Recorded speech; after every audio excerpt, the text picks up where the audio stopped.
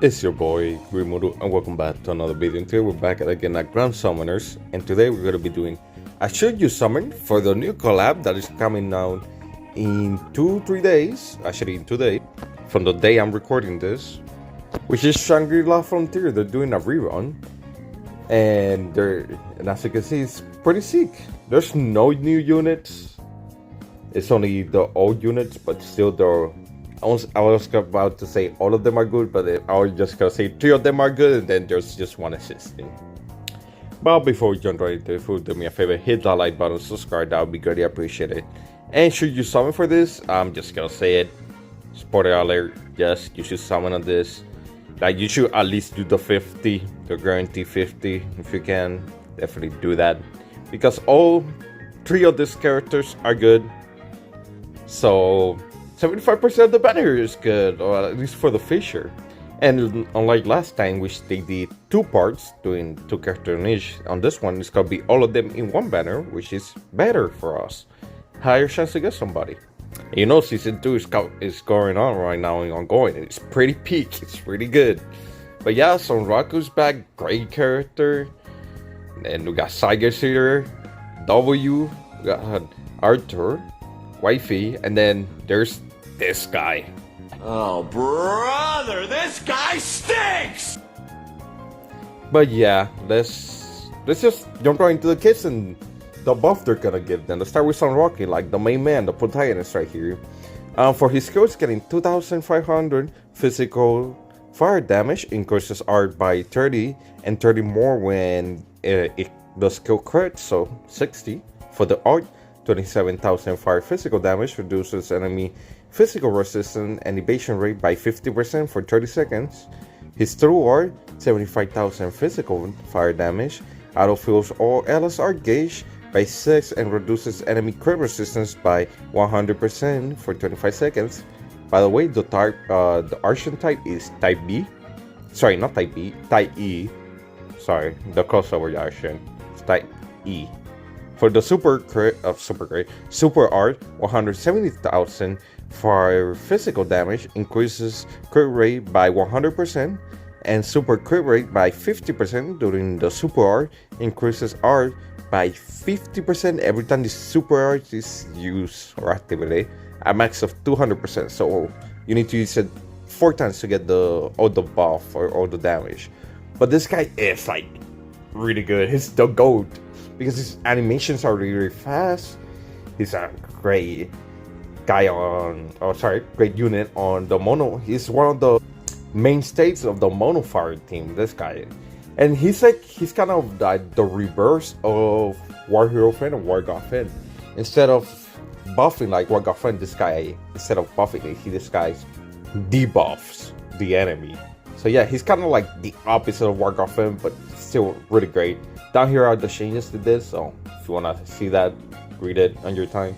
Now for Saigas Hero, her skill, 5,000 like physical damage, increases our gauge by 20 and accuracy by 20% for 8 seconds. I wish they did a little more for the art, just to, at least to get more art gauge, that would be nice.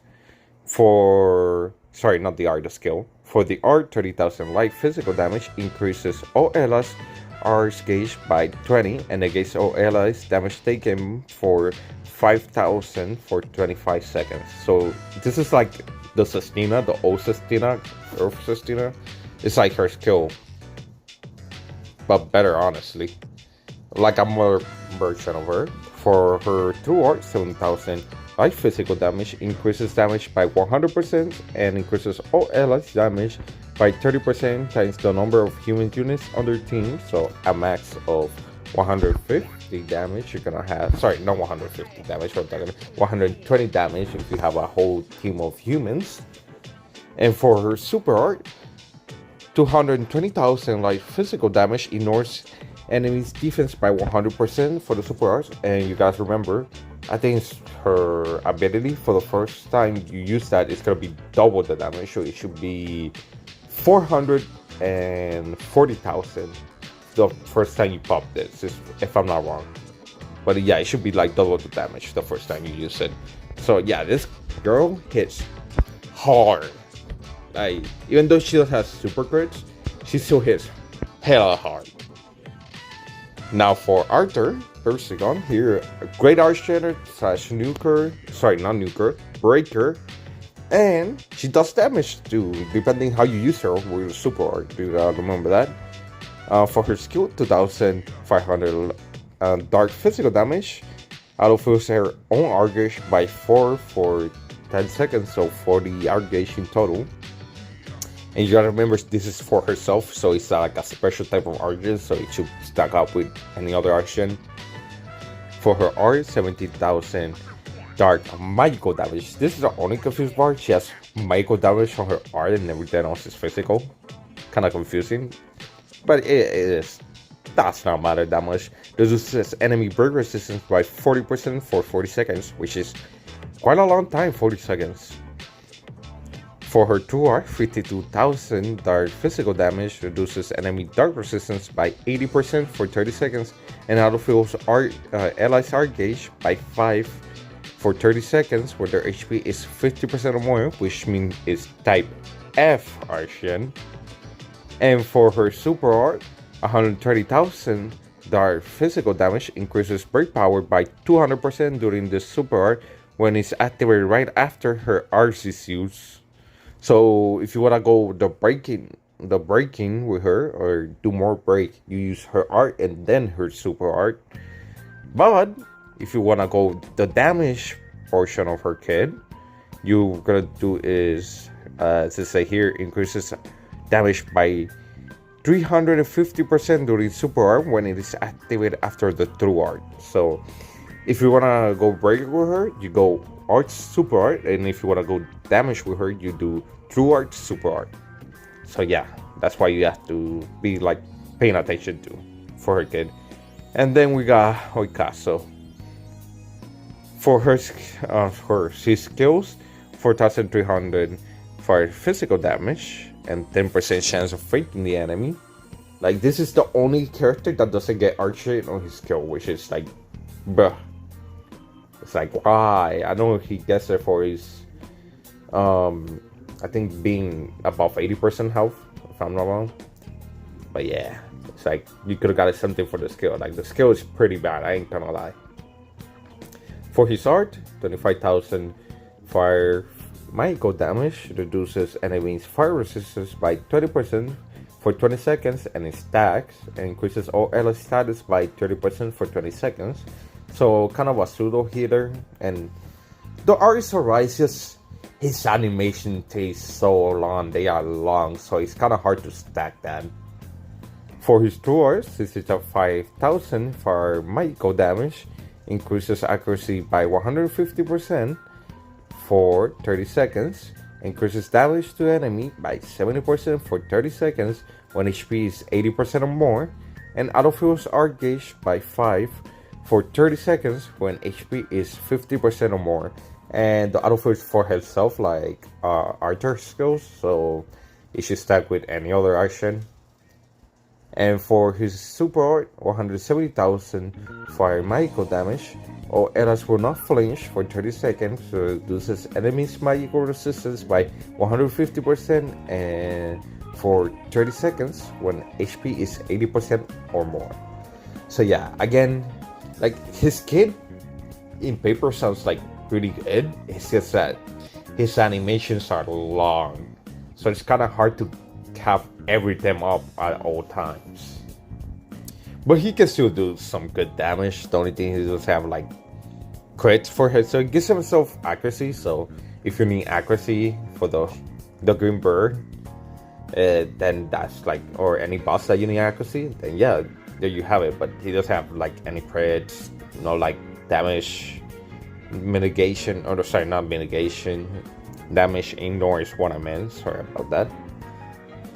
But yeah, should you summon? Yes, honestly, the only reason should you not summon is you already have like Sunraku, Oicazzo, Sunraku, Tiger Zero, and Arthur, and then that's the only reason you don't need Oicazzo.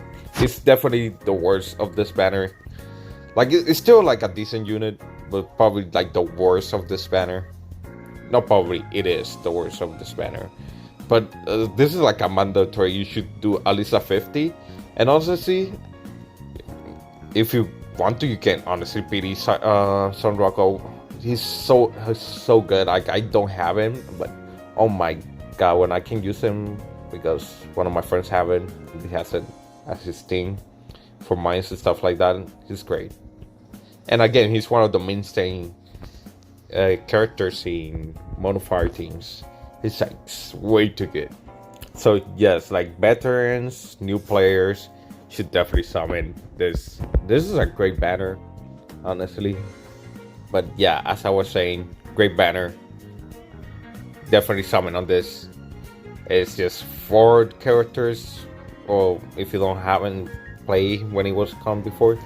And also, I don't know, I'm curious how many lock gems are they gonna give us too this time, because last time they gave us over 100. They gave us like 140 something lock gems.